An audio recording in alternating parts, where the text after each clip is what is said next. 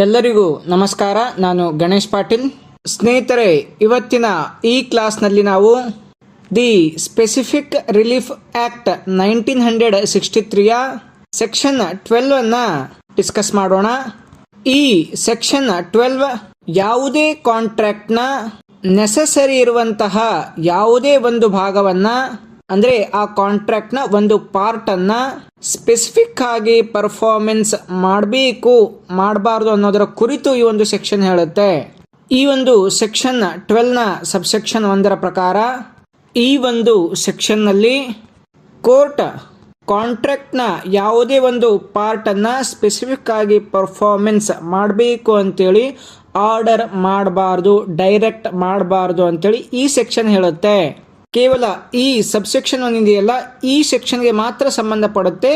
ಬೇರೆ ಸೆಕ್ಷನ್ಗಳಲ್ಲಿ ಬರುವಂತಹ specific performance ಆ ಒಂದು ಕಾಂಟ್ರಾಕ್ಟನ್ನು ಅವರು ಡೈರೆಕ್ಟ್ ಮಾಡ್ಬೋದು.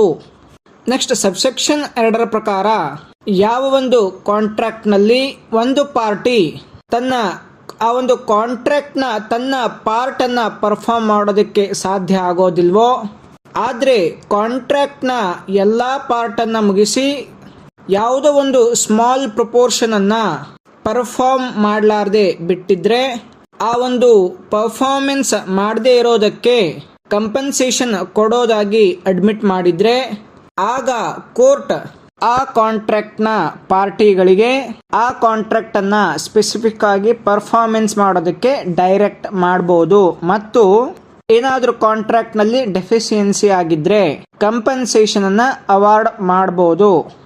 ನೆಕ್ಸ್ಟ್ ಸಬ್ಸೆಕ್ಷನ್ 3 ಪ್ರಕಾರ ಯಾವುದೇ ಕಾಂಟ್ರಾಕ್ಟ್ಗೆ ಸಂಬಂಧಪಟ್ಟಂತೆ ಯಾವುದೇ ಪಾರ್ಟಿ ಆ ಕಾಂಟ್ರಾಕ್ಟ್ ಅನ್ನ ಪರ್ಫಾರ್ಮ್ ಮಾಡೋದಕ್ಕೆ ಸಾಧ್ಯ ಆಗದೆ ಹೋದಾಗ ಮತ್ತು ಆ ಪಾರ್ಟ್ ಅನ್ನ ಪರ್ಫಾರ್ಮ್ ಮಾಡಲಾರದೆ ಹಾಗೆ ಬಿಟ್ಟಾಗ, ಕ್ಲಾಸ್ ಏನ ಪ್ರಕಾರ ಆ ಒಂದು ಪರ್ಫಾರ್ಮ್ ಮಾಡದೆ ಇರುವಂತಹ ಪಾರ್ಟಿ ಪರ್ಫಾರ್ಮ್ ಮಾಡೋದಕ್ಕೆ ಆಗದೆ ಇರೋದನ್ನ ಆತ ಅಡ್ಮಿಟ್ ಮಾಡ್ಕೊಳ್ಬೋದು. ಅದಕ್ಕೆ ಹಣದ ರೂಪದಲ್ಲಿ ಕಂಪನ್ಸೇಷನ್ ಅನ್ನು ಕೊಡ್ಬೋದು. ಇಲ್ಲ ಅಂದ್ರೆ ಕ್ಲಾಸ್ ಬಿ ನ ಪ್ರಕಾರ ಆತ ಕಂಪನ್ಸೇಷನ್ ಕೊಡೋದಕ್ಕೆ ಅಡ್ಮಿಟ್ ಮಾಡಿಕೊಳ್ಳದೆ ಇರಬಹುದು. ಸಬ್ಸೆಕ್ಷನ್ 3 ನಲ್ಲಿ ಆ ಒಂದು ಪಾರ್ಟಿ ಸ್ಪೆಸಿಫಿಕ್ ಪರ್ಫಾರ್ಮೆನ್ಸ್ ಡಿಕ್ರಿಯನ್ನ ಪಡೆದುಕೊಳ್ಳದೆ ಇರಬಹುದು. ಆದ್ರೆ ಕೋರ್ಟ್ ಇದೆಯಲ್ಲ, ಅದರ್ ಪಾರ್ಟಿಗೆ ಅಂದ್ರೆ ಶೂಟ್ನ ಅದರ್ ಪಾರ್ಟಿಗೆ ಒಂದು ವೇಳೆ ಆ ಪಾರ್ಟಿ ಆ ಪರ್ಫಾರ್ಮ್ ಮಾಡೋದ್ರಲ್ಲಿ ಡಿಫಾಲ್ಟ್ ಮಾಡಿದ್ರೆ ಆ ಪಾರ್ಟಿಗೆ ಆ ಕಾಂಟ್ರಾಕ್ಟ್ನ ಒಂದು ಪಾರ್ಟ್ ಅದನ್ನು ಪರ್ಫಾರ್ಮ್ ಮಾಡೋದಕ್ಕೆ ಡೈರೆಕ್ಟ್ ಮಾಡ್ಬೋದು. ಕ್ಲಾಸ್ 1ರ ಪ್ರಕಾರ ಒಂದು ವೇಳೆ ಪಾರ್ಟಿ ಕ್ಲಾಸ್ ಎ ನಲ್ಲಿ ಆತ ಅಡ್ಮಿಟ್ ಮಾಡ್ಕೊಂಡಿದ್ರೆ, ಎಷ್ಟು ಒಂದು ಆ ಕಾಂಟ್ರಾಕ್ಟ್ನ ಭಾಗವನ್ನು ಆತ ಕಂಪ್ಲೀಟ್ ಮಾಡಿರೋದಿಲ್ಲ, ಅಂದರೆ ಆತ ಪರ್ಫಾರ್ಮ್ ಮಾಡಿರೋದಿಲ್ಲ, ಅದಕ್ಕೆ ಎಷ್ಟು ವ್ಯಾಲ್ಯೂಯೇಷನ್ ಆಗುತ್ತೆ ಅದನ್ನು ಇನ್ನೊಂದು ಪಾರ್ಟಿಗೆ ಏನು ಮಾಡಬೇಕಾಗತ್ತೆ, ಕಂಪನ್ಸೇಷನ್ ಮಾಡಬೇಕಾಗತ್ತೆ.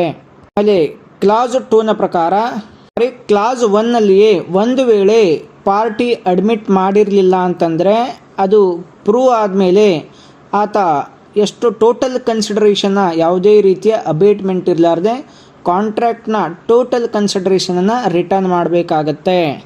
ನೆಕ್ಸ್ಟ್ ಸೆಕೆಂಡ್ ಕ್ಲಾಸ್ನ ಪ್ರಕಾರ ಒಂದು ವೇಳೆ ಅನ್ಪರ್ಫಾರ್ಮ್ ಅಂದರೆ ಪರ್ಫಾರ್ಮಿಂಗ್ ಮಾಡದೇ ಇರೋದನ್ನು ಅಡ್ಮಿಟ್ ಮಾಡ್ಕೋಬೋದು ಅಥವಾ ಅಡ್ಮಿಟ್ ಮಾಡದೇ ಇರ್ಬೋದು.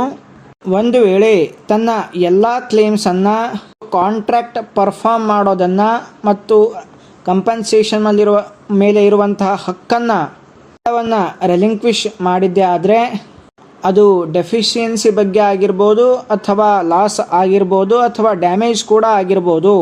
ಡಿಫೆಂಡೆಂಟ್ ಡಿಫಾಲ್ಟ್ ಮಾಡಿದ್ರು ಕೂಡ ಆತ ಬೇಕಾದರೆ ತನ್ನ ಎಲ್ಲ ಕ್ಲೇಮ್ಸ್ಗಳನ್ನು ರೆಲಿಂಕ್ವಿಶ್ ಮಾಡ್ಬೋದು.